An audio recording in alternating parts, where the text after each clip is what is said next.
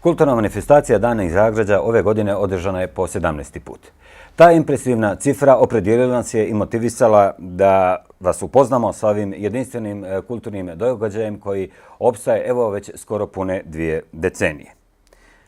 Za te 2 decenije Dani Zagrađaja su u značajnoj mjeri obogatili i upotpunili i turističku ponudu Sutomora, da im to i nije bila osnovna namjera. Ko bi bolje predstavio Dane Zagrađa od njihovog idejnog tvorca i čovjeka koji, zahvaljujući svojem zaista silnom entuzijazmu, sve ove godine održava i unapređuje Dane Zagrađa, svakako ne sam, ali već i uz pomoć svojih mnogobrojnih prijatelja i saradnika. Taj čovjek je gospodin Veselin Četković, naš večerašnji gost, a tu je i Željko Bugarin, poznati guslar i aktualni prvak na festivalu srpskih guslara. Budući da epska poezija ima važno i zapaženo i nezamjenjivo mjesto u Danima Zagrađa, otuda i vaše učešće ovdje. Za početak, dakle, poštovana gospoda, dobro vam večer i dobrodošli u El Magazin. Dobro večer vama i gledalcima televizije El Magazin. Evo, dakle, gospodine Četkoviću, ja sam otprilike nešto u uvodu u najkraćem rekao o Danima Zagrađa, ali vi ste, dakle, inicijator, osnivač, idejni tvorac ovoga, samim tim i najpozvaniji da nam u par rečenica, koliko je to naravno moguće, radi se, dakle, o jednom već kultnom događaju koji 17 godina traje, pa to neće biti lako, ali dakle, da pokušate da nam predstavite o čemu se radi i kakva je to u stvari manifestacija. Pa nisam ja jedini krivac, mada sam verovatno najveći. Tu su još Srba Bogićević, Krstić, doktor Vukoje, Brana Rakić, Ješić i ostali ljudi koji su me puno podržali i koji su videli ono što sam ja, čini mi se, dosta fino i ovako dalekosežno procijenio da treba Zagrađu, da treba Sutomoru, da treba Crnoj Gori, treba našoj turističkoj ponudi.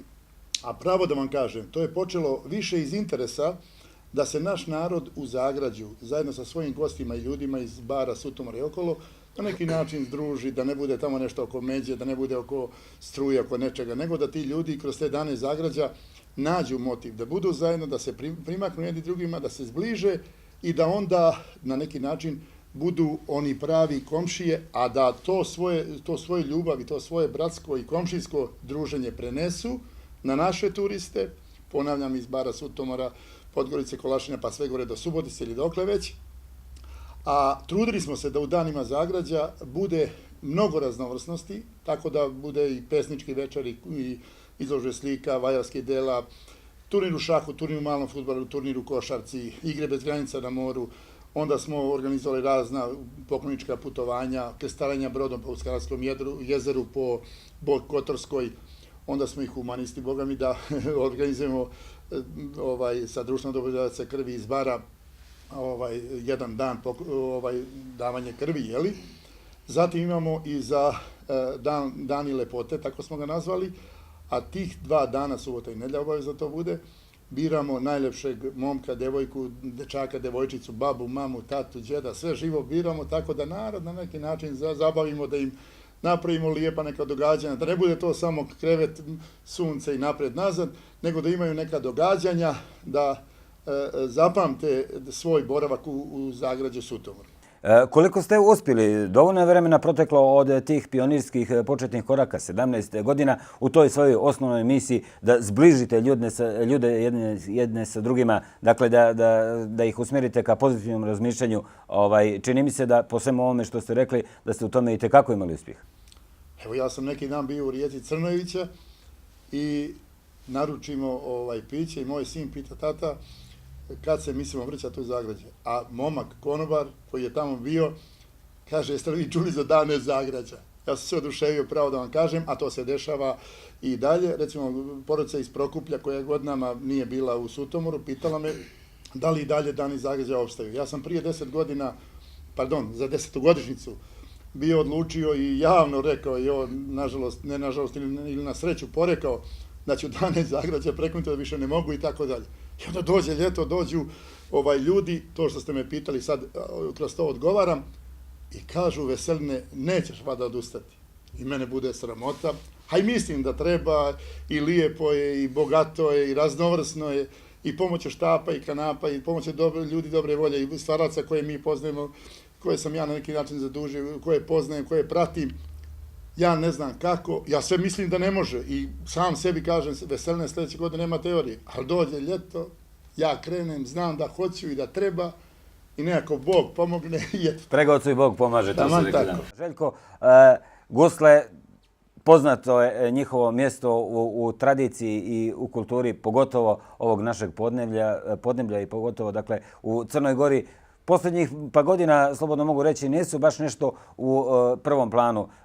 Kako vi ocjenjujete interesovanje građana, evo i kroz vaša redovna učešća na Danima Zagrađa? Reklo bi se da ipak gusle, taj tradicionalni instrument, imaju još uvijek dosta poklonika. Pa imaju dosta poklonika i veliko interesovanje, mogu vam reći najveće interesovanje na ovakvim organizacijama kao što Veselin pravi, baš to su ta druženja. Dalje mi učestvujemo u velikim donatorskim večerima, u tim organizacijama, u koncertima, to su tog tipa večeri. Znači, mi na svakom potezu radimo da okupimo ljude dobre volje, da se družimo i da pomažemo jedni drugima u tom kontekstu. Znači, što se više družimo, što se skupljamo, tako i širimo i čuvamo naše običaje i to će tako da traje, mislim, uvijek. Vi ste mlad čovjek, ali ima i dosta mlađih od vas, ima praktično djece koje smo gledali na Danima Zagrađa od 11 godina, znači za budućnost ove vještine i umjetnosti ne treba brinuti. Naše društvo Vojvoda Mina Radović je tu inače na hramu i posjedujemo znači mlade guslare i starije i pjesnike i trostruki smo prvaci na festivalu takmičenja guslara Dušanovo carstvo. I tako, baš smo sad imali jedan koncert, tu smo u Podgorici organizovali, baš smo prije par noći na Žabljak i sad imamo festival u Srbiji, u Kruševcu. Veselina, teška su vremena u svim oblastima života, u svim područjima. Dani Zagrađa, kako rekoste, dobrim se dijelom baziraju na entuzijazmu, na dobroj volji, ali ipak objektivno uvijek tu ima i nekih materijalnih troškova. Za jednog čovjeka ili za jedan mali krug ljudi to bi bilo preteško breme. Pa kako prolazite kroz ovu, evo da kažem, krizu? Ja samo da se nadovežem na Željkove riječi od malo prije, pošto oni imaju Malog Vojvodića 11 godina, Perovića 17 godina, divne guslare i mladi naraštaj. A mi u Danima Zagrađa imamo također naše naraštaje. Profesor Dragutin Bogosavić, violinista, ima svoga sina Jovana koji je sad nastupio na Balskom ljetopisu. Zatim imamo Doru i Davida, Baloga iz Novog Sada, 13 i 9 godina, također violinisti. Onda imamo mlade gitariste, mlade pesnike, pevače. To je za mene radost i zadovoljstvo da Dani Zagrađa su prirasli za srce i mlađoj populaciji koja se sve više i pojavljuje na Danima Zagrađa. A što se tiče para, ne vidite da kukam, ali to je teška muka svima nama, ne samo Danima Zagrađa, ne svuđe. Što se tiče početnih koraka i kad sam ja to zamislio i kad mi je Srba i ostali koje sam pomenuo i koje nisam pomenuo pomagali, pokojni profesor Velja Bogdanović, onda bezobrazni Ivo Pekić i još neki koji su me ovako šalom, ali bravo da vam rečem, je to milo, u šinu po meni, a ja onda tek iz inata, recimo kad smo rastezali na crkvu onaj šator, treba se neko popne. Omladina došla u 5 sati iz kafane, gdje si on i ja? Kažu, nećeš ovo ti, Boga mi ja, neću da me neko dijete padne. To je na utvrđenju nehaj gore iznad. Jeste, mi izlazimo gore i onda kad to nešto što je opasno, pravo da vam kažem, vodim računa da omladinu sačuvam. Ali ovo što se tiče para, mi smo se prijavili prije 3 godine i sad smo kao nevladna organizacija, baš iz razloga što nemamo financijskih sredstava, do sad ništa nijesmo dobijali. Nadam se, evo kažem, budući da sam imao prilike i zadovoljstva da prisustvujem kao gost do duše, ali zbog one atmosfere, vedrine i raspoloženja koja vlada da će još dugo trajati Dani Zagrađa i uostalom i to je bio moj motiv da sugerišem gostovanje u jednoj ovakvoj našoj emisiji, verujem i na zadovoljstvo gledalaca. Željko, na kraju evo završna riječ pripašće vama kroz muzičku numeru. Verujem da ste razmislili, a siguran sam da će gledalci biti zadovoljni kako god izabrali.